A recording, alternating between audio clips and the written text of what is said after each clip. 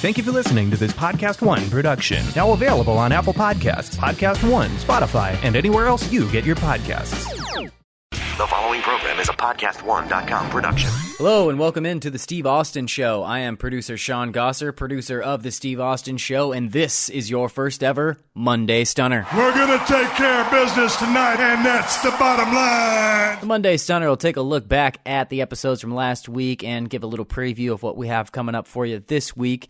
And starting right from last week, last Tuesday's episode, we had Robert Gibson of the Rock and Roll Express, followed by Mick Foley on Thursday. And this week we have, in spirit of the Royal Rumble, we have former champion Becky Lynch coming up tomorrow, as well as we take it all the way back to 2015. Steve sat down with Wade Keller, and they broke down the Royal Rumble from 2015, January 25th, out of the Wells Fargo Center in Philadelphia. But we're going to start right here, as I mentioned, with last Tuesday's episode, Robert Gibson of the Rock and Roll Express. This episode is actually from February 6th of 2017, just a couple of years ago, and it was right after he was inducted into the WWE Hall of Fame. In this clip, Steve and Robert talk about the feud of who came up with the Rock and Roll Express name. Steve remembers back to being a part of the Hollywood Blondes. They talk about the first person to ever drop kick off the top rope. Some really good stuff about him and Ricky Morton in here, so take a listen and enjoy. So you and Ricky become this tag team, the Rock and Roll Express. Who came up with the name Rock and Roll Express? Well, at first they were going to call us the R&R Express, Ricky and Robert. But then, I'd say it's between Lawler and Jimmy Hart. And Jimmy Hart, he tells me all the time that he come up with the name Rock and Roll. Lawler says he did.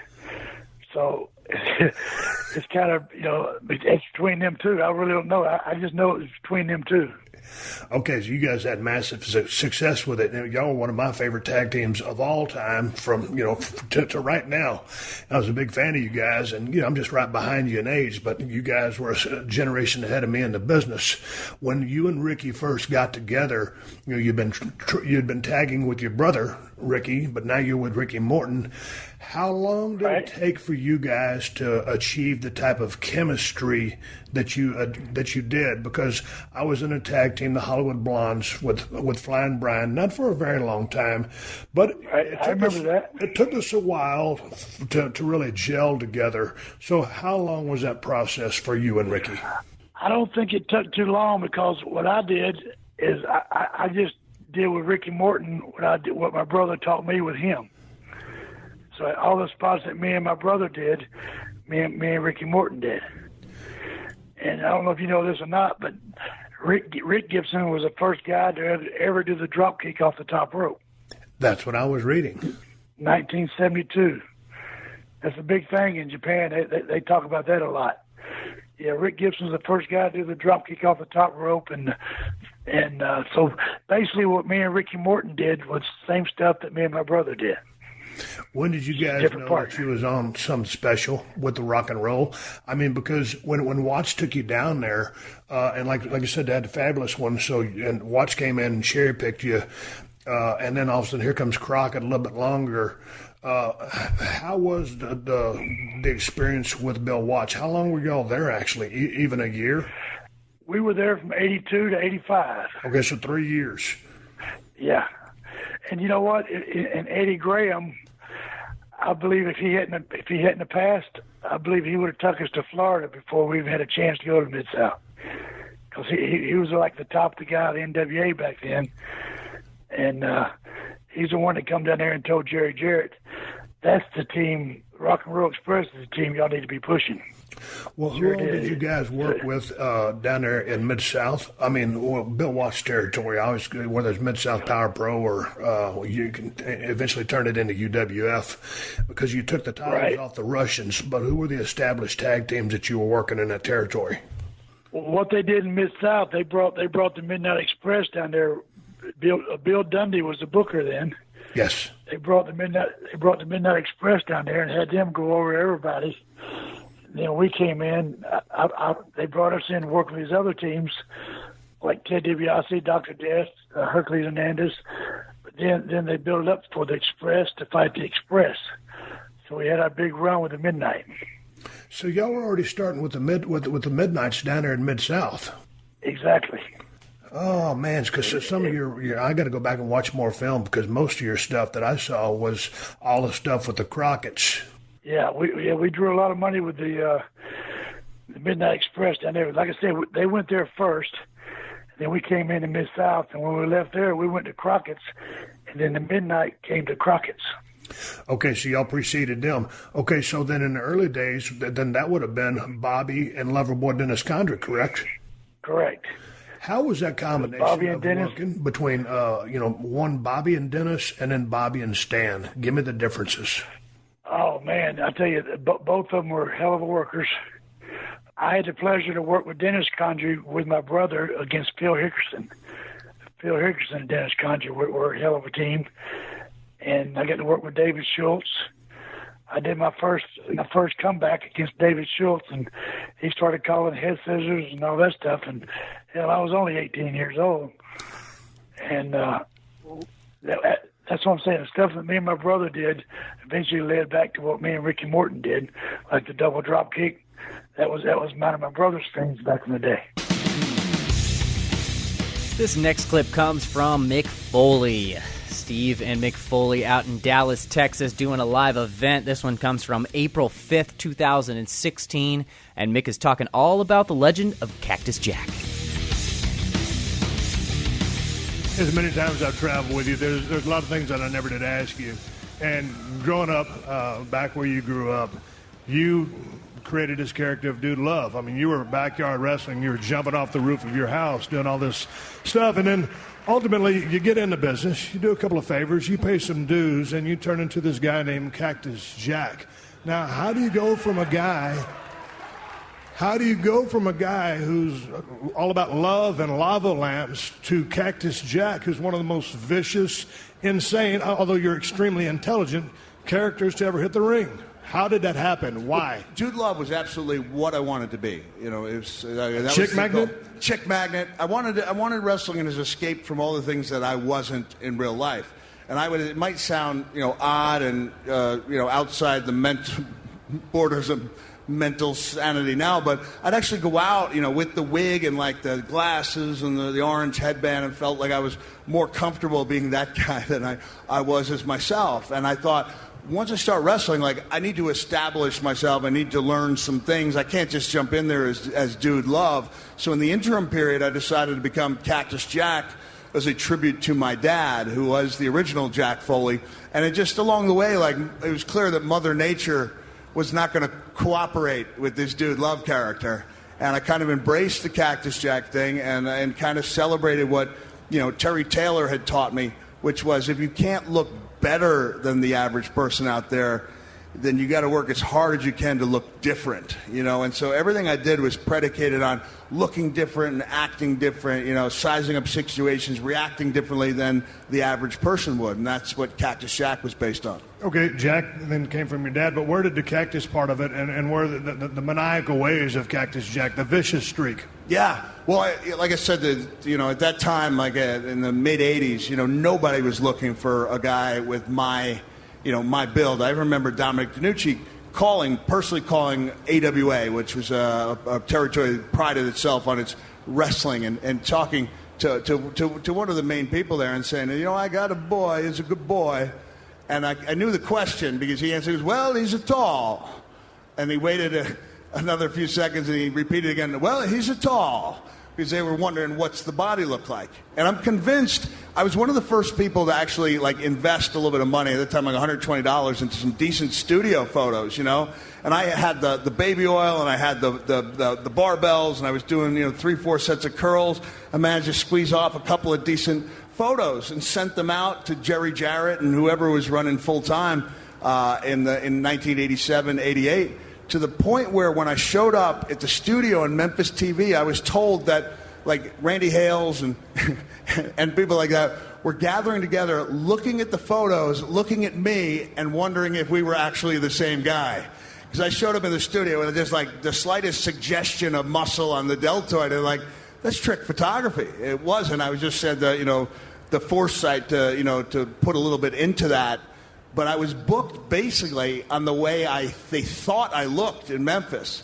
And then I ended up keeping the job because I was willing to go to some pretty extreme lengths to make the matches entertaining. And I realized that if I was going to have to connect, and I was just telling one of the younger women backstage about how one of the things, biggest threats I faced was trying to be aggressive when I was not a naturally aggressive person, like trying to get that real heat. And the lesson that Terry Funk imparted on me after I wrestled Norman Lunatic and Muckam Singh, where he came up to me and it taught me about the parable of the angel and the devil, where, the angel said, without you, there is no me. And he goes, Cactus, Norman was that angel out there, but were you the devil?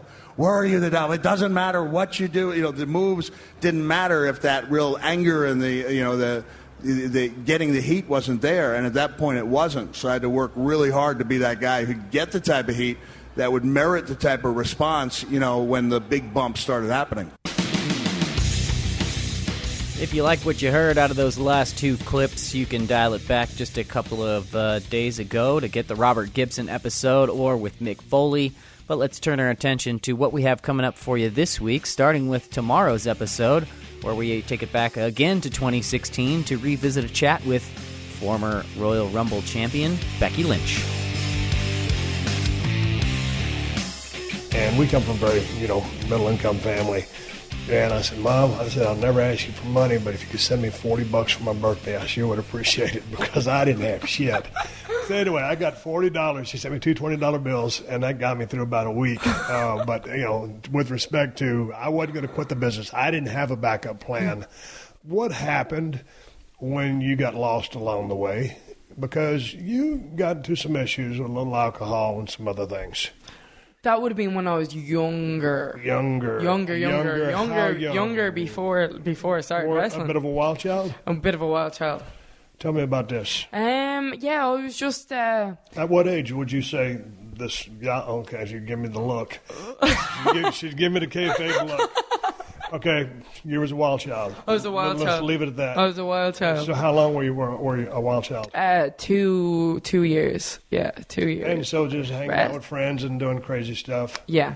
Concert goer? Are you a music lover? I'm a music lover, yeah. And Tell me about this. Yeah. So there was a place and all the rock kids would hang out in Temple Bar. That was back in Dublin, and they had like a music centre, and you'd go to gigs every Saturday. And so, what was the music scene? What kind of music do you like? Rock, yeah. Okay. I'm a big rock. I'm old, okay, but I'm a hair metal guy. I think that's almost like the Attitude Era. I don't think the Attitude Era. The wrestlers have always had attitude.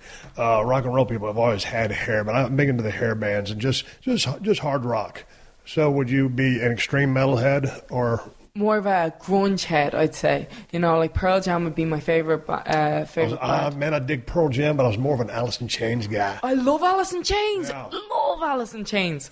What's your favorite song? Ooh, well, from them, Jesus Christ. God dang, sitting in an angry chair.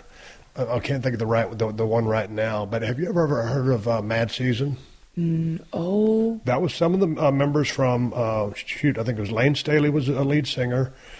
He's dead now. But I think it was one or two members from Pearl Jam. And anyway, Mad Season, you got to check that out because it's totally in a different vibe than what they were collectively as individual bands. So anyway, enough about that. Pearl Jam, I just saw them live for the first time. How were they? In Fenway. Oh, amazing. Played for 3 hours, like better live, even better live than listen to them. Just Eddie Vedder has just got so much soul in his voice. Amazing. Well, he can sing his ass off. The kid's got a little talent. If he sticks with it, he might make it. What do you watch on TV? Do you watch TV? I don't watch a lot of TV. No. Do you watch yourself on TV? Do you break down your performance? I like seeing yourself wrestle. I hate watching myself wrestle. It's hard. It's hard. I can watch myself talk all day long. Yeah. I can watch that. Can watch any backstage things, anything that I do where I'm talking. When I see myself wrestling, it's hard for me. Tell me about your first match, because Fenn trained you. Yeah. The other guys help out train you. So you go out for your first match. Were you just a ball of nerves? Yeah. Were you, or were you just one of those people that was born to be in front of a crowd? ball of nerves. I feel like I've always had a way with the crowd, though, a connection with them, but that's never stopped me from being nervous before. I've never. I think there was 2 matches in my entire career where I haven't been nervous, and they were the worst matches of my life. So I always think anytime I'm not nervous, I'm nervous. How long did it take before you thought that, hey, you know what, I'm pretty good at this? So I remember the exact moment, the exact spot, and I had just tagged with my brother, and I was heel. I hadn't played heel before, and I was 17. I was sitting in this little school hall in Kildare. It was a mixed tag match, and I came back and I was sitting down. And I remember exactly where I was sitting, and he was sitting just opposite me. And I go, Richie, think I can do this for the rest of my life? And that's when you. And that's when I was like, okay, I've got something here. And before that, because before that, it seemed like too much of a dream. You know what I mean? It was just a pipe dream, because I didn't have anybody that I looked at that was from Ireland, that was over there, and I'd look at you on TV every Saturday morning, and that just seemed so far beyond my reach. How did you end up in NXT? Did they call you? Did you call them? I called them. So what'd you say? At the time, I just graduated college. From acting college, I was working as a stunt woman on the Vikings, and I hadn't any stunt experience, but I was like, I was a good wrestler. So let me go down to a school and work on some stuff, and that will help me with coordinating fights and everything.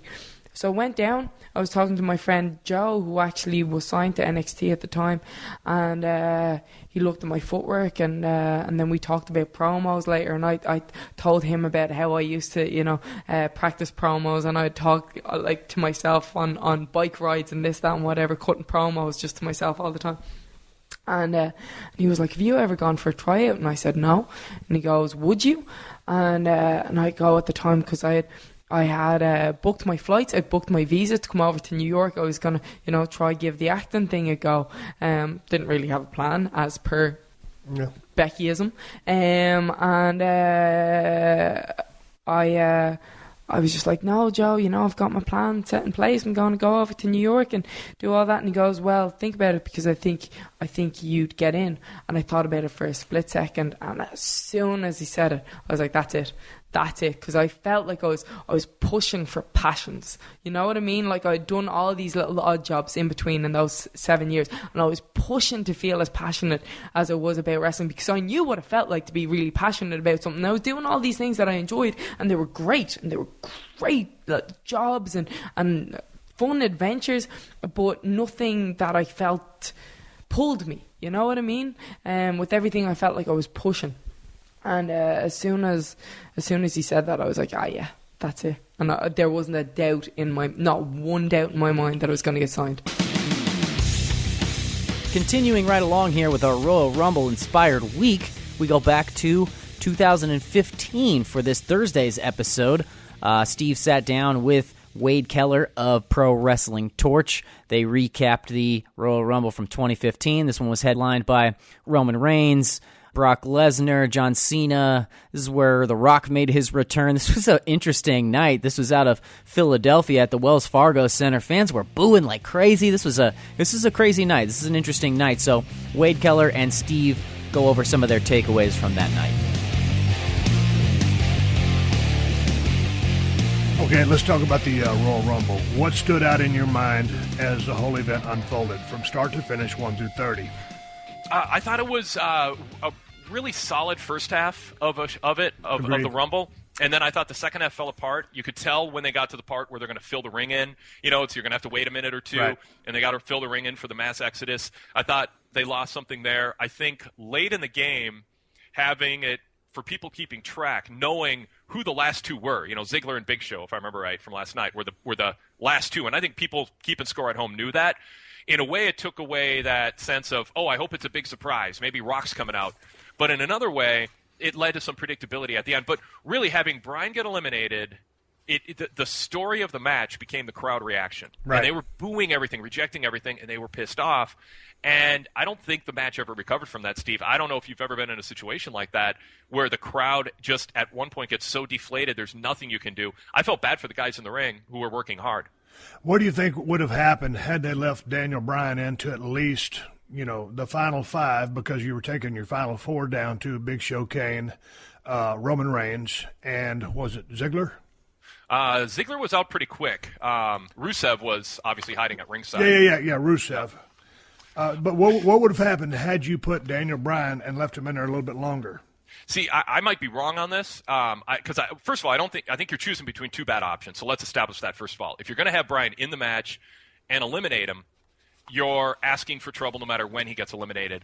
I was figuring that they would have him go out early, midway, so that I think their thinking was, well, we'll give the crowd 20, 30 minutes to cope, to come to terms with the reality, and then go through all the stages of denial and acceptance and negotiating, all that stuff that people do, and then that they would feel like, hey, by the 60-minute mark, people will be into Reigns and accept it. They weren't. The intensity wasn't there. It's a good thing, I think, based on the intensity of the crowd after Daniel Bryan got eliminated for about that first 10 minutes. I think it was smart for them to do it mid-match rather than later, because I think if they did it with only 5-10 minutes left in the match, the crowd would have actually been booing nonstop because they would have known they had the endurance to do it and to create a scene. And I think they just ran out of steam. I think they lost 60-70% of their steam after 5-10 minutes of booing and rejecting everything. So I think it was smart booking to eliminate Bryan early. I was expecting, Steve, that they would have something more elaborate to explain Bryan's exit than just being tossed. I thought there would be some storyline that they'd get fans excited about something regarding Bryan, so they'd go, okay, he's not main eventing Mania, but at least they gave me this storyline with Bryan that I like, not just tossing him out like he was, Stardust. Right. Well, was there anything else that stood out to you? One of the things that stood out to me was, again, I'm really a fan of Rusev. He's still a little bit green, but he's really making a lot of progress. His instincts are spot on. Yep. He has great instincts. Anytime anybody tried to, throw him up over, by the ring, you see so many times, as I talked to, last week on a live cast, guys just do the teeter-totter over the top rope and they stay there for 5 minutes. I mean, that's why, like I went back to on your podcast, it's a hard match to work. Anytime anybody tried to grab Rusev, he immediately squatted down and just hung onto the ropes. It's a natural reaction, but most people don't do that. But, I mean, that's his instincts. Yeah. All of his stuff looks good offensively. The kicks, the bumps. I really think that guy continues to stand out. And he was on defense a lot in that match. But I just like the kid's instincts, and he really represented himself well.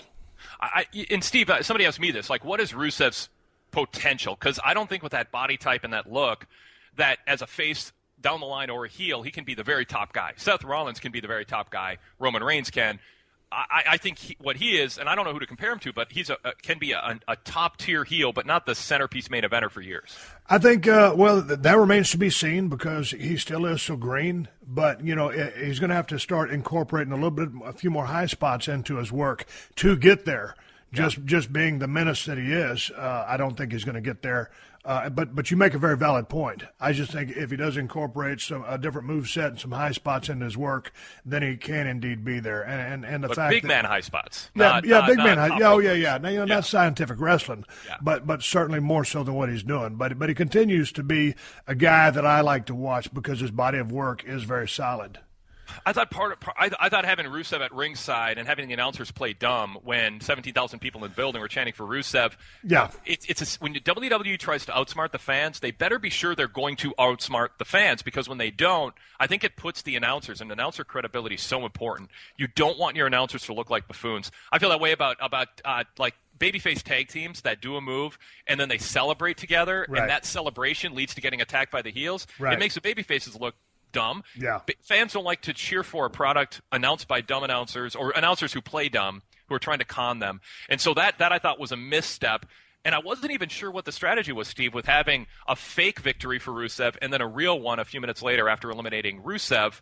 It just felt a little overbooked, and I thought they missed on some of the execution of what they intended to do was there, but I don't think the intentions made a lot of sense in retrospect. All right, thanks so much for joining me for the first ever Monday Stunner. You guys are awesome for joining me here for this. If you'd like to reach out to me on Instagram, you can find me at Sean_Gosser. That's at SEAN_GOSSER. Or you can find me on Twitter at Sean Gosser, spelled exactly the same way. I'll be back with you next Monday for another Monday Stunner. Until then, enjoy the Royal Rumble. I'll talk to you next week.